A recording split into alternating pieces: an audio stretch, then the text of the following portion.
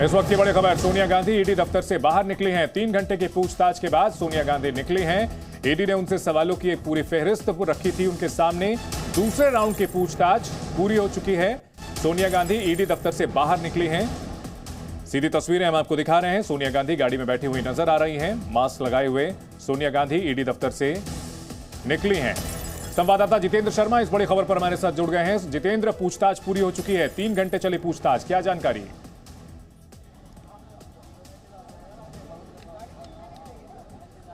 देखिए, जो जानकारी मिल रही है कि अब से कुछ ही देर के अंदर सोनिया गांधी ईडी के दफ्तर से निकलने वाली हैं।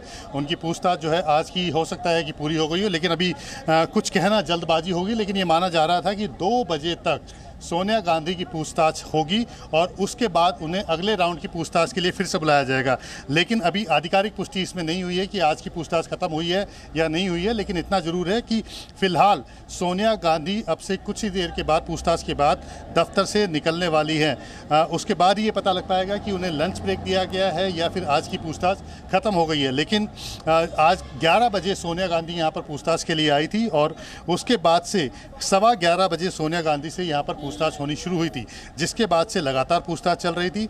सोनिया गांधी के साथ प्रियंका गांधी जो साथ में आई थी, वो दफ्तर में साथ में बैठी हुई थी और 1-2 बार पूछताछ के बीच में सोनिया गांधी से मुलाकात हुई है, जहां पर पूछताछ हो रही थी।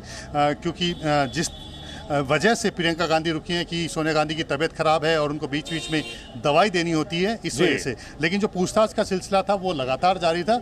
और जो आज सबसे अहम बात रही है सोनिया गांधी से पूछताछ के में, वो ये रही है कि कुछ डॉक्यूमेंट्स जो अभी तक ईडी ने नेशनल हेराल्ड की जांच के अंदर जो डॉक्यूमेंट्स और जो एविडेंसेस अभी तक जुटाए हैं, उन एविडेंसेस को कन्फ्रंट किया गया, उन एविडेंसेस को सोनिया गांधी से कन्फ्रंट किया गया। और आप ये देखिए, सीधे विजुअल्स देख रहे हैं जिसमें सोनिया गांधी अभी आती हुई दिखाई दे रही है। ये जो गाड़ियां आपको निकलती हुई दिखाई दे रही हैं, ये सोनिया गांधी की ईडी के दफ्तर से बाहर आती हुई गाड़ी दिख रही है।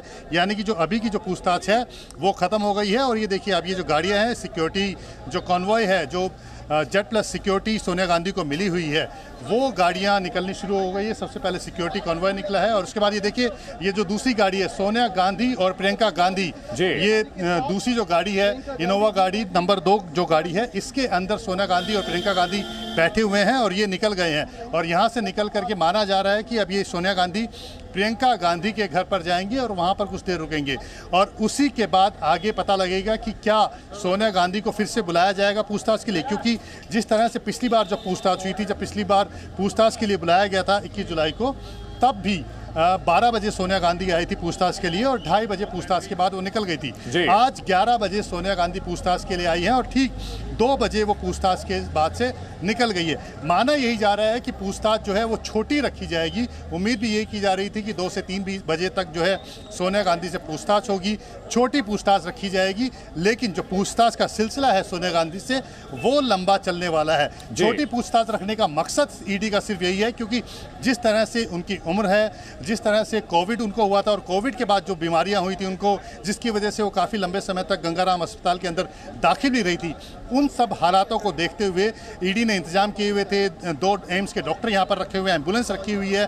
प्रियंका गांधी को इजाज़त दी है कि वो ईडी के दफ्तर के अंदर रह सके। और इसी वजह से पूछताछ का जो सिलसिला है वो कम समय के लिए रखा जा रहा है। छोटे छोटे समय के लिए सोनिया गांधी से पूछताछ की जा रही है, लेकिन पूछताछ का सिलसिला लंबा रहेगा। यानी कि ये बात तय है कि जब तक पूरी तरह से सभी सवालों का जवाब ईडी नहीं ले लेती है, आने वाले दिनों तक सोनिया गांधी को फिर से पूछताछ के लिए बुलाया जा रहा है। और जो आज के बारे में जानकारी मिल रही है कि आज की पूछताछ सोनिया गांधी की खत्म हो चुकी है और अब उसे अगली बार पूछताछ के लिए सम्मन दिया जाएगा।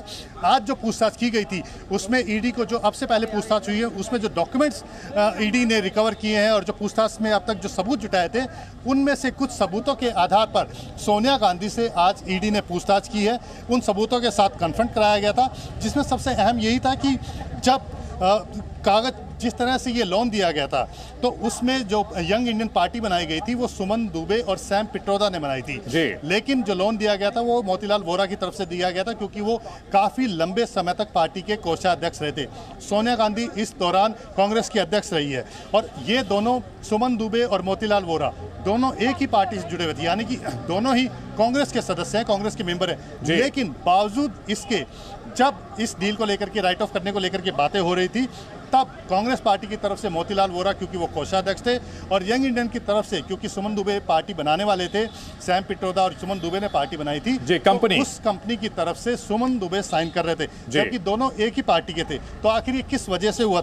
जिस वजह से हुआ था, क्योंकि यंग इंडियन कंपनी सुमन दुबे और सैम पित्रोदा ने बनाई थी, लेकिन सुमन दुबे कांग्रेस पार्टी के मेंबर थे और मोतीलाल वोरा लंबे समय तक कोषाध्यक्ष रहे हैं और कांग्रेस पार्टी के मेंबर हैं वो, और उन्होंने ही लोन दिया था। उन्हीं के समय में ये लोन राइट ऑफ भी हुआ था। कांग्रेस गांधी की जो अध्यक्ष थे कांग्रेस के, वो सोनिया गांधी अध्यक्ष थी। इसके अलावा जब कांग्रेस की प्रेसिडेंट थी जब सोनिया गांधी, और यंग इंडिया की डायरेक्टर भी थी सोनिया गांधी, तो क्या इसी वजह से जो लोन था वो इसको राइट ऑफ किया गया? तो ये कुछ सवाल हैं जो कि सोनिया गांधी से पूछे हुए।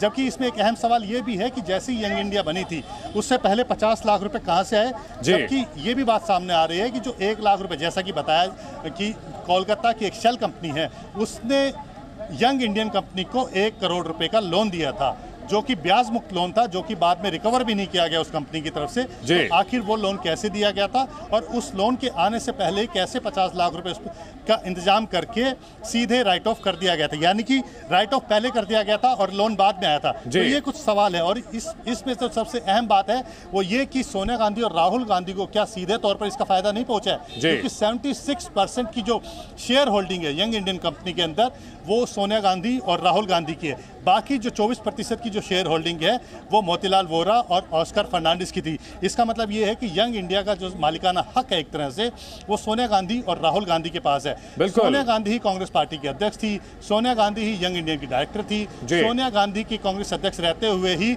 90 करोड़ का जो लोन था जो यंग इंडियन को दिया, नेशनल हेराल्ड को दिया गया था, वो सिर्फ 50 लाख रुपए देकर के राइट ऑफ कर दिया गया।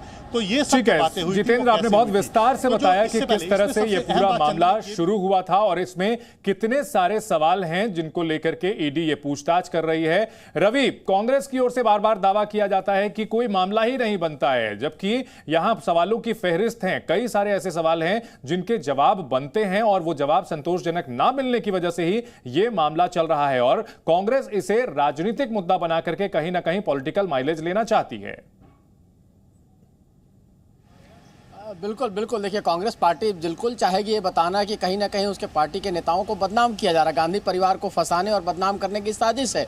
लेकिन जो सबूत हैं, सबूत के आधार पर सारा चीज़ होगा। अगर सोनिया गांधी ये बताने में कामयाब रहती हैं, सफल रहती हैं कि ये सारा मामला लीगल है, फिर कोई दिक्कत नहीं है। जो दलील सुरजेवाला देते हैं, जो कपिल सिब्बल कभी दलील देते थे, जो अभिषेक मनु सिंह भी आकर दलील देते हैं कि जो लोन दिया गया था वो पत्रकारों का पैसा चुकाने के लिए दिया गया था, क्योंकि कंपनी घाटे में थी उस समय नेशनल हेराल्ड, और उसको पत्रकारों को पैसा देना गलत नहीं है, हम उनको देते रहेंगे, हमने कोई गलत काम नहीं किया है, और अगर ये गलत है तो हमारे ऊपर एक्शन होना चाहिए। तो कहीं ना कहीं ये बात कहा जाता है। दूसरा, बार बार कांग्रेस कहती है कोई एफआईआर दर्ज नहीं हुआ इस मामले में। जब बिना एफआईआर दर्ज करके आप कार्रवाई कैसे, पूछताछ कैसे कर सकते हैं? लेकिन मुझे आज भी याद है सुब्रमण्यम स्वामी इस केस में सबसे बड़े किरदार वही हैं, वही इस केस को लेकर आए थे। और जब सुब्रमण्यम स्वामी से हम लोग उस वक्त बात करते थे 2013-14 में, तो बार बार कहते थे कि दोनों माँ बेटा जेल जाएंगे, तो हम लोग को भरोसा नहीं होता था। लेकिन ये देखिए, ये मामला जब पहले आया, सबसे पहले कोर्ट में आया, कोर्ट ने कहीं ना कहीं, कोर्ट से बेल में सोनिया गांधी और राहुल गांधी को छोड़ा गया, एजेंसीज को कहा गया कि इस मामले को क्लियर करें। अब ईडी जब पूछताछ कर रही है तो उसको पूछताछ में सहयोग करके, अगर उनके पास सारे सबूत है सोनिया गांधी, क्योंकि सोनिया गांधी अध्यक्ष थी उस वक्त में, उनके अध्यक्ष रहते ही सारा कुछ हुआ। बिना अध्यक्ष के कंसेंट के ट्रेजरर जो मोतीलाल वोरा थे वो कोई काम कर नहीं सकते थे। तो अगर उनके सहमति से हुआ है और सब चीज लीगल है तो कागज पेश करें और मामला फिर रफा दफा हो। और अगर आपका सबूत नहीं है और जानबूझ के सब कुछ किया गया है तो कहीं ना कहीं कांग्रेस पार्टी फंसेगी। निश्चित तौर पर सवाल बहुत ज्यादा हैं और इसके पुख्ता जवाब अभी तक कांग्रेस की तरफ से नहीं आए हैं। राजू राज भी हमारे साथ ईडी दफ्तर के बाहर से बने हुए हैं। राजू, आपके पास कोई अपडेट इस खबर से जुड़ी हुई? देखिए, अभी कुछ देर के बाद साफ हो पाएगा चंदन कि क्या सोनिया गांधी लंच ब्रेक पे गई है या फिर दोबारा उन्हें पूछताछ के लिए बुलाया जाएगा। कुछ देर के बाद तस्वीर साफ हो पाएगी जब ईडी ऑफिशियल की तरफ से ये मैसेज आएगा या फिर वो जानकारी मिलेगी। लेकिन अभी लगभग 3 घंटे के तक पूछताछ की गई सोनिया गांधी से, प्रियंका गांधी उनके साथ से, और अभी 2:10 पर सोनिया गांधी प्रियंका गांधी के साथ निकली। दूसरा अपडेट ये है कि राहुल गांधी के साथ तमाम जो सांसद हैं, बड़े नेता हैं कांग्रेस को, उनको किंग्सवे कैंप में रखा गया पुलिस लाइन के पास और वहीं पर उनको डिटेन किया गया ताकि जो कांग्रेस कार्यकर्ता जो प्रोटेस्ट कर रहे थे वो जो डिस्टेंस है लगभग 18 किलोमीटर का डिस्टेंस है वो यहां तक नहीं पहुंच पाए। लेकिन तस्वीर साफ हो पाएगी थोड़ी देर के अंदर।